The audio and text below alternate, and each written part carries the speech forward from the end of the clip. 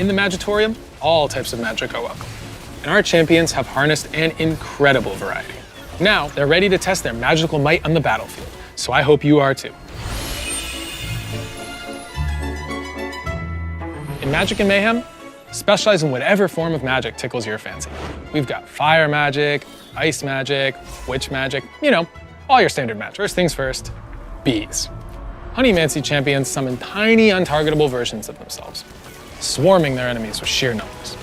The Honeymancy roster may make for a go-to reroll comp, but with the charm-stacking King Beegar as your carry, you'll be a total buzzkill for your lob bees in the late game too. Sugar crafters build a cake filled with power and treats by collecting sugar for each item component your team has. Each layer you bake will power up sugar crafters with saccharine stats. When the cake is finished, more rewards are sure to come. With late game scaling, all you need is fructose and glucose, and your opponent is toast. Piece of cake. This trait summons cuddly friends. And if you hit 9 Eldritch, the biggest, cuddliest friend of all comes to scout your board.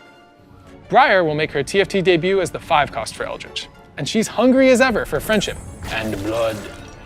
Satiate her hunger with your player health, and you'll grant her HP. Plus, she'll deal more damage the lower your tactician health is. Win-win. We're also welcoming Smolder to the Convergence for the first time as the 5-cost for our Dragon trait. This little 80 carry will fly around the battlefield, attacking the nearest enemy and dropping fireballs from above.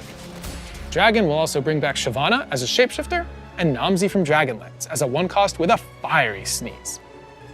Dragon's attacks and abilities burn and wound, and if you can field all 3 of them, the power of their fiery friendship will upgrade all of their abilities.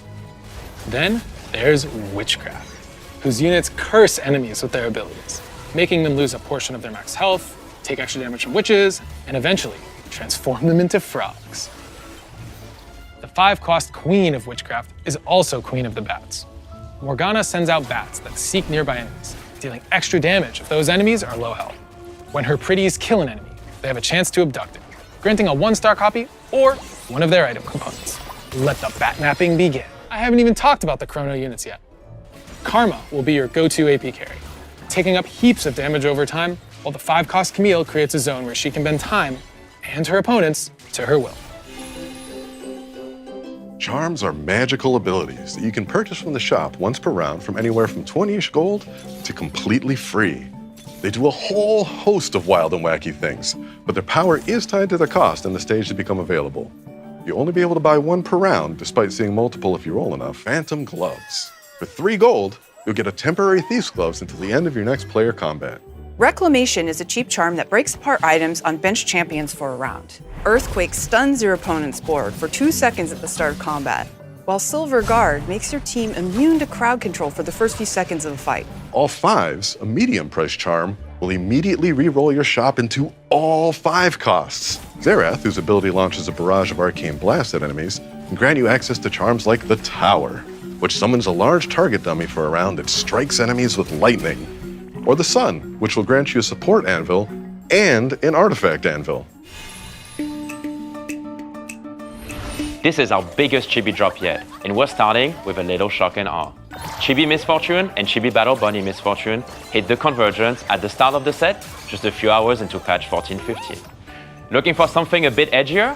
How about the Shadow Clone Assassin Gone Galactic? Chibi Galaxy Slayer Z brings a finisher that will leave your opponent gray screen alongside an entire planet in the process. Then, in the spirit of buttery, flaky goodness, Prestige Chibi Cafe Cuties Gwen will make her debut. She'll release with a widescreen splash art, a new precedent for our Prestige tier content. She'll also have her own finisher, full of cute poses that will show you just what she's cooking. Spoiler alert, it's you. For those of you who want the full cafe experience, we're eager to serve. Or at least, these hardworking cafe bunnies are. They putter around the arena, serving croissants and sweeping up spill. And become your own personal cheering squad. Get a win streak going and, well, this happens.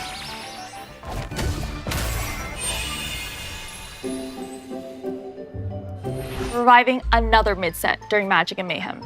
This one will bring back fan favorites like Hellion, Abomination Scion, Vertical Legionnaire, and of course, our first legendary unit that costs 6 player health instead of gold. Yep, I'm talking Teemo. we're bringing Yumi's owner to TFT. Nora, everyone's favorite portal-popping Yordle, will be hitting the convergence as a 5-cost in our portal trait.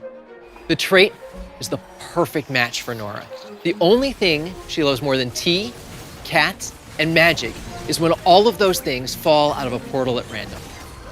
The trait shields portal units and then ejects random stuff throughout combat. We're talking about things like Ziggs bombs that deal magic damage, Horo snacks that heal your allies, maybe even a wild Krug. We can't have Nora without her feline companion. Nora's legendary Explorer trait brings Yumi along for the ride. Yumi will fly around on Book, helping out her friends and using her ability when Nora casts hers. There's lots more Magic and Mayhem to discover, so be sure to check out Nora and the rest of the roster when the set goes live with patch 14.15 on July 30th.